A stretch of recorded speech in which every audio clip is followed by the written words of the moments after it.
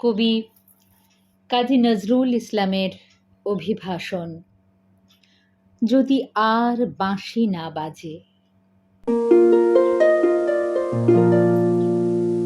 বন্ধুগণ, আপনারা যে সওগাত আজ হাতে তুলে দিলেন, আমি তা মাথায় তুলে নিলুম।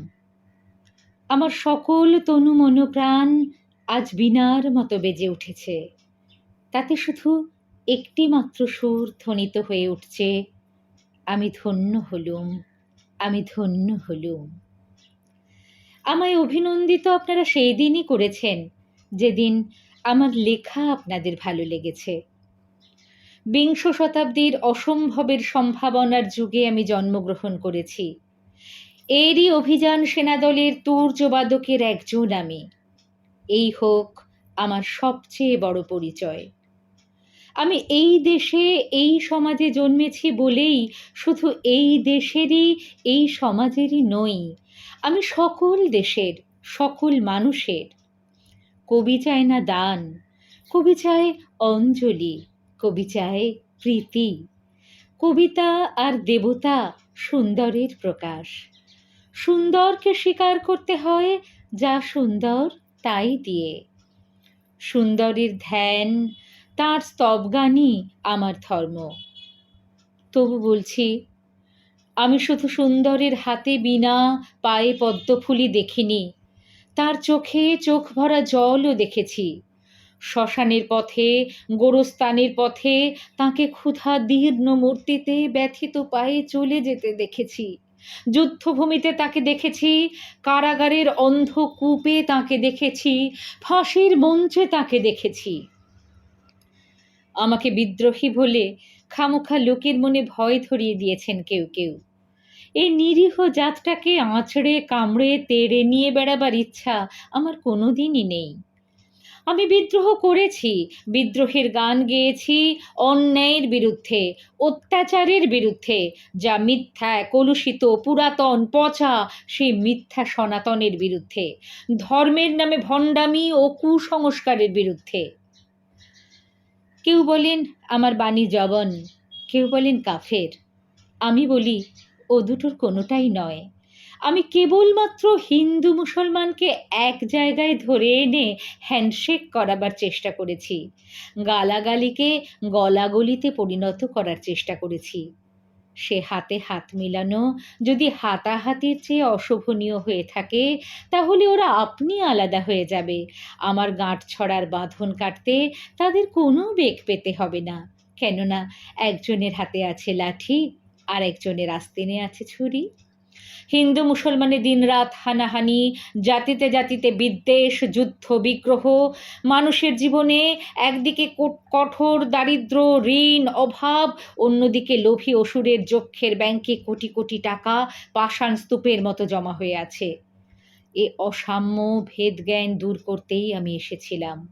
আমার কাব্যে, সঙ্গীতে, কর্মজীবনে অভেদ ও সুন্দর সাম্যকে প্রতিষ্ঠিত করেছিলাম। আমি যশ চাই না, খ্যাতি চাই না, প্রতিষ্ঠা চাই না, নেতৃত্ব চাই না। জীবন আমার যত দুঃখময়ই হোক, আনন্দের গান, বেদনার গান গেয়ে যাব আমি, দিয়ে যাব নিজেকে নিঃশেষ করে সকলের মাঝে বিলিয়ে। সকলের বাঁচার মাঝে থাকবো আমি বেঁচে। এই আমার ব্রত, এই আমার সাধনা, এই আমার তপস্যা। রবীন্দ্রনাথ আমায় প্রায় বলতেন, দেখ উন্মাদ, তোর জীবনে শেলির মতো, কিটসের মতো খুব বড় একটা ট্র্যাজেডি আছে, তুই প্রস্তুত হ।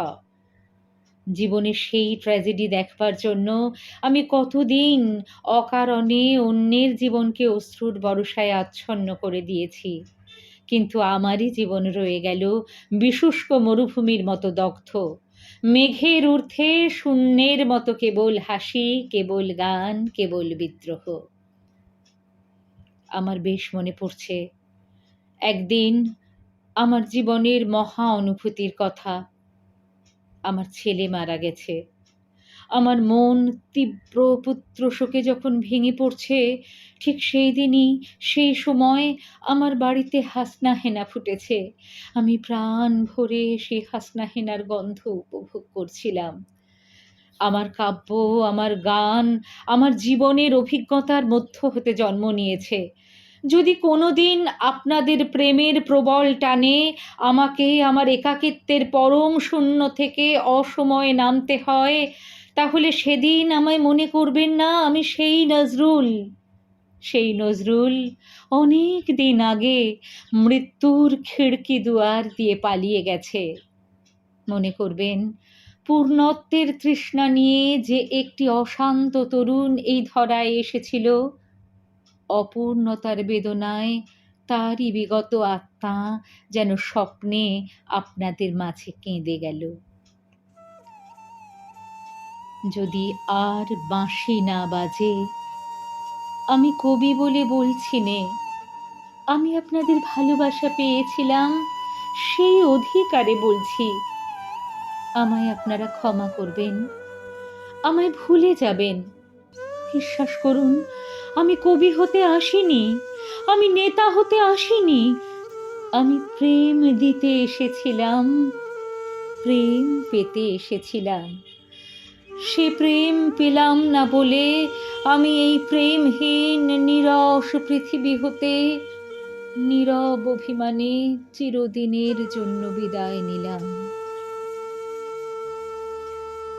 যেদিন আমি চলে যাব সেদিন হয়তো বড় বড় সভা হবে, কত প্রশংসা, কত কবিতা বেরুবে হয়তো আমার নামে। দেশপ্রেমী, ত্যাগী, বীর, বিদ্রোহী, বিশেষণের পর বিশেষণ, টেবিল ভেঙে ফেলবে থাপ্পড় মেরে বক্তার পর বক্তা। এই অসুন্দরের শ্রদ্ধা নিবেদনের শ্রাদ্ধ দিনে বন্ধু, তুমি যেন যেও না। যদি পারো চুপটি করে বসে আমার অলিখিত জীবনের কোনো একটি কথা স্মরণ করো। তোমার ঘরের আঙিনায় বা আশেপাশে যদি একটি ঝরা পায়ে পেশা ফুল পাও, সেইটিকে বুকে চেপে বলো, বন্ধু, আমি তোমায় পেয়েছি। তোমাদের পানে চাহিয়া বন্ধু আর আমি জাগিব না, কোলাহল করে সারাদিন মান কারো ধ্যান ভাঙিব না।